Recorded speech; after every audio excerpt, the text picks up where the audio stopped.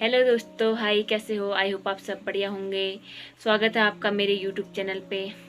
दोस्तों, मेरा आज का ब्लॉग स्टार्ट होता है रक्षाबंधन के उपलक्ष्य में। कल को रक्षाबंधन है तो मैंने सोचा कि रक्षाबंधन के बारे में ब्लॉग बना देती हूँ कि रक्षाबंधन क्यों बनाया जाता है। आज हम रक्षाबंधन के महत्व को इस वीडियो के माध्यम से जानेंगे। कृपया इस वीडियो को अंत तक जरूर देखिए। रक्षाबंधन कब और क्यों आरंभ हुआ, इस संदर्भ में कुछ कथाएं हैं। देवता और दानव के बीच कितने युद्ध किए जाते हैं, ये तो हम सभी जानते ही हैं। दानव हमेशा ये कोशिश में लगे होते थे कि कैसे देवताओं के अमृत को हासिल करें और उनके देवलोक को कैसे प्राप्त करें, जिसके लिए वह अनेक तप करके ब्रह्मा विष्णु महेश से मनचाहा वरदान मांगते थे, जिसके बुरे परिणाम देवताओं को सहन करने पड़े। वामन पुराण के कथा के अनुसार राजा बलि जो राक्षस राज के थे, उनका जन्म तो राक्षस कुल में ही हुआ था, लेकिन उनका वर्तन बाकी राक्षसों से अलग था, क्योंकि महाराज बलि भक्त प्रहलाद के पुत्र थे। विष्णु भक्त होने के साथ ही वे महादेव के परम भक्त भी थे। राजा बलि ने 101 यज्ञ संपूर्ण करने का अनुष्ठान किया था। तभी सभी देवताओं को यह डर सताने लग गया कि कहीं राजा बलि के 101 यज्ञ सफल हो गए तो उनके हाथ से देवलोक और अमृत चले जाएगा, जिससे दानव पृथ्वी पर आतंक मचा देंगे।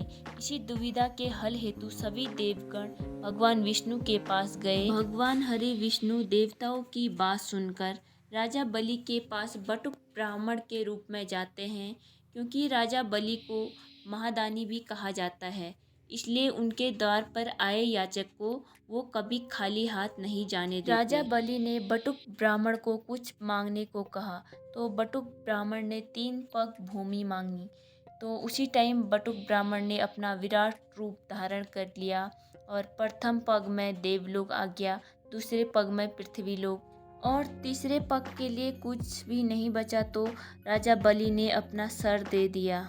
भगवान विष्णु ने राजा बलि से 3 पग में ही उसका सब कुछ ले लिया था। तब राजा बलि ने भगवान विष्णु से एक वर मांगा कि वह उनके साथ पाताल निवास करे। भगवान विष्णु को वरदान के कारण पाताल लोक जाना पड़ा। इससे देवी लक्ष्मी बहुत दुखी हुई। लक्ष्मी जी भगवान विष्णु को वामन अवतार से मुक्त कराने के लिए वृद्ध महिला का वेश बनाकर पाताल लोक चली गई और राजा बलि को राखी बांधकर उन्हें अपना भाई बना लिया। राजा बलि ने जब लक्ष्मी से कुछ मांगने के लिए कहा तो देवी लक्ष्मी ने भगवान विष्णु को पाताल लोक से वैकुंठ भेजने के लिए कहा।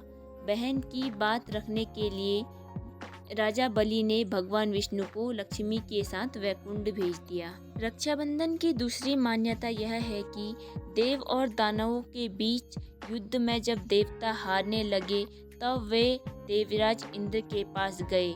देवताओं को भयभीत देखकर इंद्राणी ने उनके हाथों में रक्षा सूत्र बांध दिया, जिससे देवताओं का आत्मविश्वास बढ़ा और दानवों पर विजय प्राप्त की।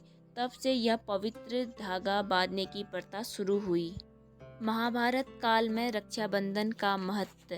शिशुपाल का वध करते समय जब कृष्ण की तर्जनी में चोट आई तो द्रौपदी ने लहू को रोकने के लिए अपनी साड़ी फाड़कर उनकी उंगली में बांध दी थी। तब कृष्ण ने द्रौपदी की रक्षा करने का वचन दिया था।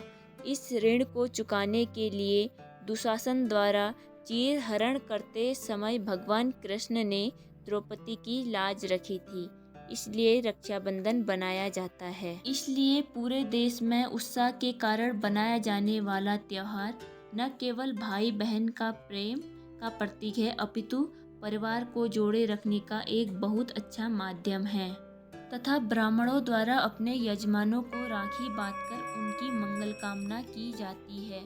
इस दिन वेद पाठ्य ब्राह्मण यजुर्वेद का पाठ करते हैं।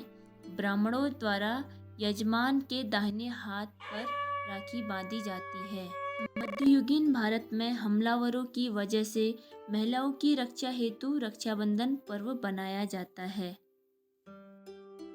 गाइज, अब आप राखी के महत्व को तो जान ही गए होंगे कि राखी कब से बनाई जाती है और क्यों बनाई जाती है। आई होप आपको ये वीडियो पसंद आई होगी।